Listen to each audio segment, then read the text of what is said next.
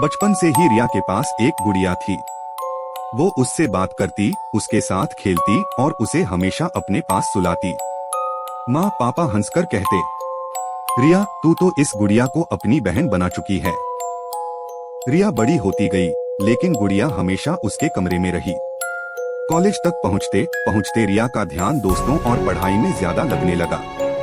अब वो गुड़िया को कम समय देने लगी। एक रात जब रिया सो रही थी तो अचानक बिस्तर के पास धीमी फुसफुसाहट सुनाई दी। तू मुझसे दूर क्यों हो रही है रिया? रिया ने चौंक कर देखा, गुड़िया उसकी ओर मुड़ी थी।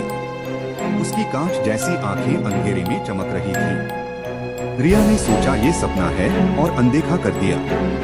लेकिन फिर अजीब बातें होने लगी।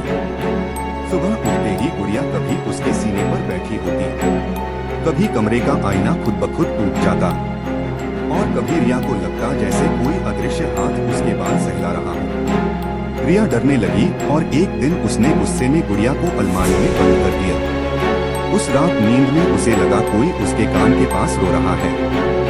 मैं तुझसे बहुत प्यार करती हूँ रिया, तू क्यों दूर जा रही है? अगर तू मुझे नहीं चाहेगी तो कोई भी तुझे नहीं चाहेगा।